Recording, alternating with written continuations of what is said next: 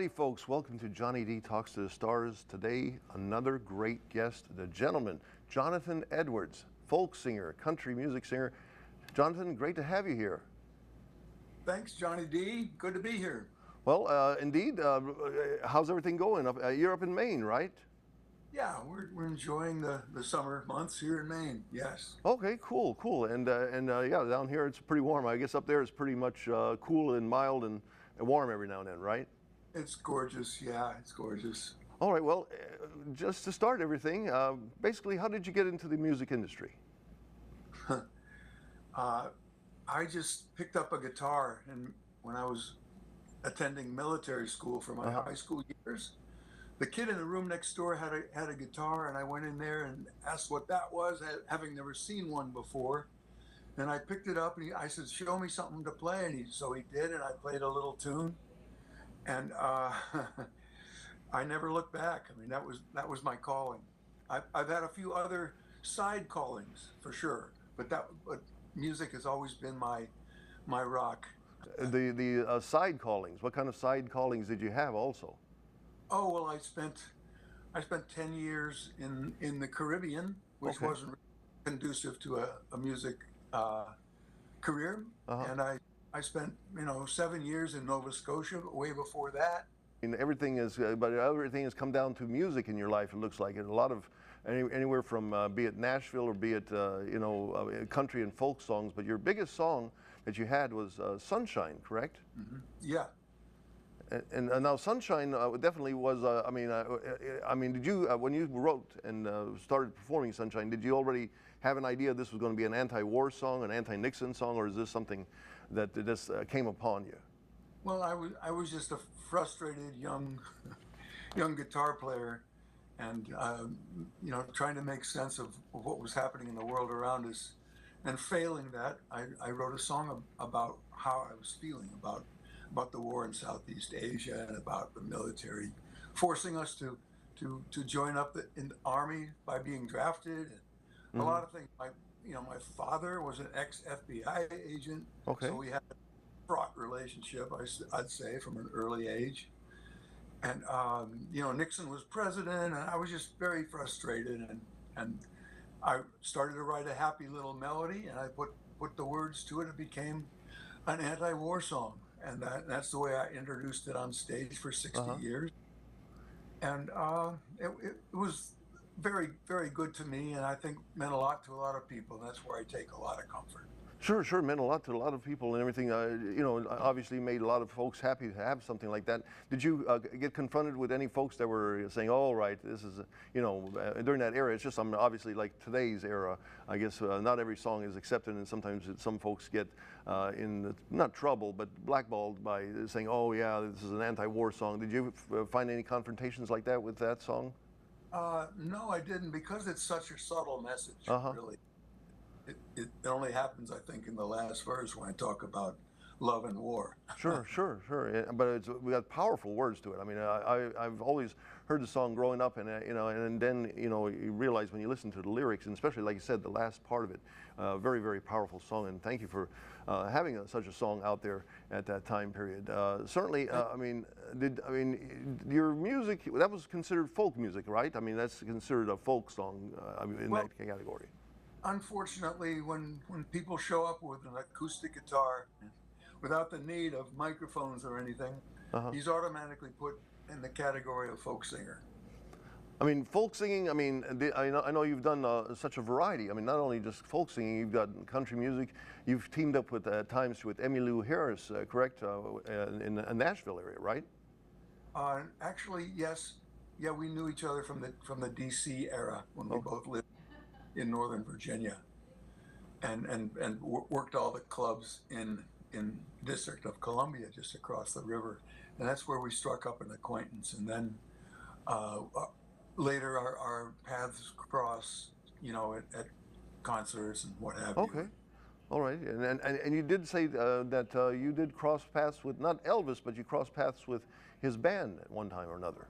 Yes, Emmy beat me to it. She was able to find all the operative guys in one of Elvis's last bands, and brilliant musicians, and it's all listed on the information. But yeah, and he called me up. I was up in Nova Scotia during my Okay. 7 year hiatus from the music business, and I had been there about 90 days, I think, in Nova Okay. Scotia. I was all excited about going there and getting back to the land and providing for my family, for my own land, all that stuff, all that sort of, you know, sort of traditional hippie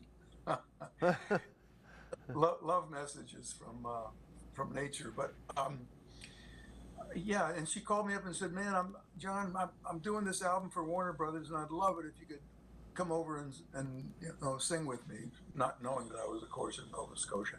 But I said, "Sure, I'll be right there." I'll I might have joked a little bit, like, "No, I'm busy spreading the manure on the fields." But no, I didn't say that. I said, "Yes, darling, I'll be there on the first thing smoking." So that started me singing with her on her album Delete Elite Hotel, and loving that, and loving the engineer and all the guys in the band. And so it was suggested that I do an album with that band in LA Mhm. where we were, and I did, and it sounded so good we decided to do yet another album, and those titles were Rockin' Chair and Sailboat. Okay, cool, cool. So, I mean, so basically, I mean, you're in this industry of music, I mean, through time from the 60s and 70s all the way to modern day. I mean, how has, in your lifetime, music changed basically from when you first started to what it's doing now, right now in the industry? Well, popular music has always had a steep hill to climb in terms of quality material, always. And that, their main popular music main audience are 12 to 14-year-old girls, Uh-huh. as I read it. And it's changed quite a bit since then, except that that's still popular music's main demographic is young kids, and that's great. But I choose the older material, the older songs, the older performances on record, and also on video. It's such a gift to have all that to look at and enjoy. I mean, so, okay, go ahead. The question was, how has it changed? Well, Uh-huh. I was humming right along. Many of us were humming right along, making albums. Remember those? Oh, yeah, yeah. And enjoying taking those albums to the crowds that we were gathering. And then all of a sudden there were no more albums. And then there were just CDs. Uh-huh. And now there's not even CDs. So has music changed? Yeah. Some of the incentive to spend $40,000 of your own money, or way more than that in some cases, Uh-huh. to make an album is a little difficult to to to make peace with. Yeah, so I guess yeah, costly the modern day. I mean, any groups that stand out to you, or any folks that stand out to you, say, "Wow, this is still some folks that are doing something really cool for the business." There are a few out there, and I just assume Okay, not, sure, sure, no, yeah, well, because you're always going to leave somebody out, and then I understand. You don't want to take a chance that you'll be collaborating with someone and say, "Hey, you said this about that person, and you didn't say nothing about me." I understand.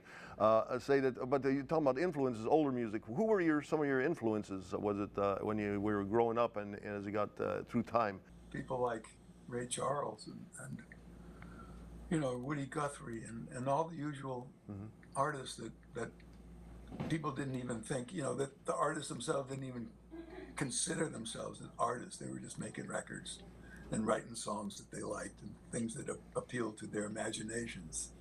And I was always in favor of that, and finding favoritism in that genre of creativity. Did you ever cross paths with any of your idols that you were when you were listening to when you were going through time? Did you anybody that you crossed paths with that you said, "Wow, here I am finally at that Yeah, point where I've crossed paths with someone"? yeah. Well, I got to be fairly friendly with B.B. King, which was a gift to Oh, me. okay, very cool. Yep, and Vince Gill has All been a righty. major influence in my life and world. um, yeah, it was an amazing way to meet people and you know, share music. I mean, share the love of music. Sure, sure, sure. And it looks like you, and what I've read from your biography and what I see right now, definitely you have a big love for music. And is that one of the most important things for young singers and young musicians to have that inside of them? Yes, to have that kind of inspiration, you know, have that depth of knowing what you're hearing and trying to. At first, you kind of the young people, me included, just kind of you know copied a little bit Uh-huh. of things we liked, learned songs that we liked to the best of our ability, and interpret them. And that's the main thing that young folks have to do is to find those songs, find those artists, and and learn something, and find the magic in what they did and what they do. Does modern day, I mean, again, you were certainly inspired by the 1960s, 1970s. I know the modern day, how we are today. Is it easier to for folks to come out with a song about, let's say, if they're anti, let's say, whatever the political party is happening, or is it harder in this modern day to come out with something like that? Is it a hard thing to get out and be put out by folks? I know you can put it out on the internet, but to have it a mainstream and everything, like your song was obviously mainstream and it became a very popular anti-war song. Like I'm just saying about the modern day stuff. Is it harder to do this now, or do you think it's more easier to do it? Well, let me return the question. Do you hear any of it on the airwaves? Oh, sure. I mean, you do hear, I mean, it's, you kind of, I mean, I would say yes, you hear it, but it's like it's a subtle form. It's not exactly, well, your song was subtle too, but it was a very strong song when you look at it. Like you said, the last lines, even the whole song, there's a guy telling you to do something that you don't want to do. Yeah. So you think about the airwaves. I know the airwaves are now internet, you know, like social media and stuff like that. But Yeah. but when it comes down to it, still being radio or being played on television, I guess you don't see as much anti, you know, or at least people are afraid to come up with anti stuff that becomes mainstream that's shown on television. Dishonesty, Hmm. and that level of dishonesty has seeped down through all of government, is the way I can tell. I And understand. that government, you know, pretty much has been my sort of adversary all my life, and authority in general. Let's Uh-huh. face it. But yeah, it's put a damper on creativity in general. Creativity is no longer valued as it once was. Indeed, indeed. But Say, you know, even to the point where they're yanking it from schools. You know, yanking theater and music and art from schools. sure, be it music or be it books and stuff like that, control thereof. I mean, and I mean, is there inspiration? Is there a fire in you? Because if you did the inspiration of the Vietnam War, is there a modern day inspiration in you right now? Let's say that you're still tempted to do something, but it's a question mark that you would go there. Yeah, absolutely. I'm constantly looking for ways to needle needle effects of power. A needle, and that is cool. You still got that fire going in modern day because it's always been. I mean, it doesn't matter if it's the 60s, 70s, or now the modern day of the 2025. I mean, there's still a need there, the liberty of having music there and kids and folks listening to it, and that kind of stuff. And there is a need for modern day folk singers. Yes, there certainly is. Always has been since the beginning of guitars. Indeed. And so what does your future look like? What have you been doing? Have you been, so you're still performing, I hear, out and about, correct? Well, actually, I gave uh, I was driving down the road coming back from a gig Uh-huh. like 3 years ago, Okay. and uh, I was exhausted and you know just really you know defeated and exhausted. And I saw a sign on the road as I was passing that said "Stop road work," and it's kind of a joke, but it's actually true. I took it seriously. Okay, so you've officially retired. I mean, Yeah, yeah. okay. I just stopped the road. I'm still involved with everybody that I can be, Uh-huh. that I love in the Sure, music. sure. But I did stop the road. It was it started to have diminishing results. Uh, well, I mean, your career. I mean, it's such a great career. I mean, going back and forth through again from folk music to country music to collaborations with, like you mentioned, Emmylou Harris and all the other folks that you've crossed paths with. And also I saw that you, when you talk about B.B. King, you were the opening act for B.B. King, correct? Sure, yeah. Mm-hmm. And also the opening act for the Allman Brothers.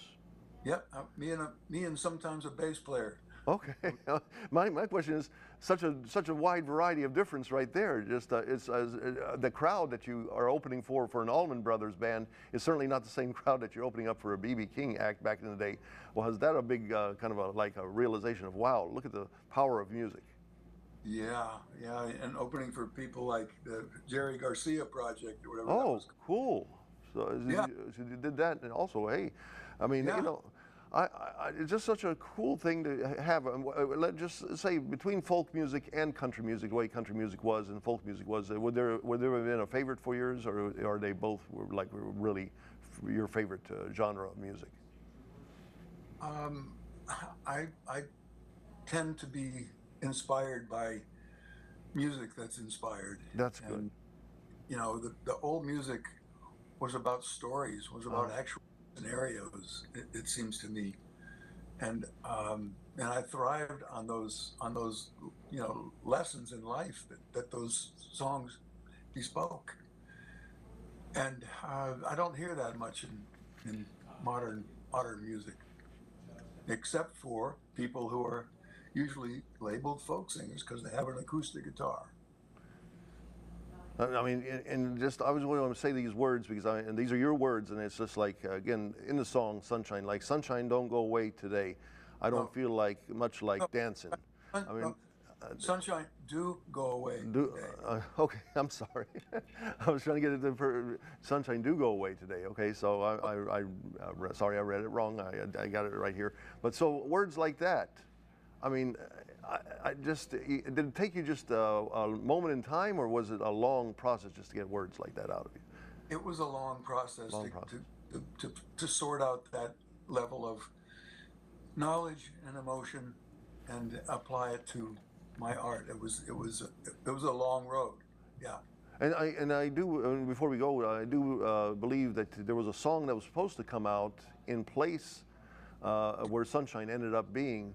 That song that was like lost. It just disappeared, right? I think it got accidentally erased from the tape we've been working on all night. And did you ever get a So chance to re-record it? no, in No. fact, um, the engineer was you know destroyed that Uh-huh. he had done that. When he said, John, yeah, it's just you and me in the studio. Is there anything you can put on that piece of tape that's now blank that I can play for the people when they come back in the morning? And it's already 4 in the morning, Uh-huh. right? And so I went out and picked up the guitar and did my brand new song, Sunshine. And that's almost like fate. That I mean, do you think the other song would have made it as big as Sunshine, or was this just like No, fate no, was just there? it was the muse talking in person, saying, "No, don't do that song. Do this one." There you go. And then, well, thank you for your all of your life that you've done music from the country music to the folk music. But again, you've left a lot of inspiration to folks, especially back in the 1960s, 1970s, and even modern day. When you listen to that song, it just has that nice feel to it. And thank you for recording all these songs and writing them. Well, you're welcome. And I take enormous strength from that here in my slowing down years. I take enormous strength and happiness from that love that my musical career inspired in so many people. And I get reminded of that every day, that love and support, and I'm so grateful. Okay, well, you take it easy, and God bless you. You take care, and hopefully there's more folk songs that you can come out with as time goes on. I certainly hope so. I'm working on them, The Johnny world, the D. world, the world, the world needs them, and I think you look like. I still think that you can come up with something, and I think even I know that you've retired, but I think I have a feeling that you still have that song. There's another song or a couple of songs left in you. Yeah, for sure. I'm not retired from the music. I'm retired from the road Oh, the itself. road itself, sure, the road takes a toll on you. I mean, I'm sure. Well, again, God bless you, and thank you again for being on the show here.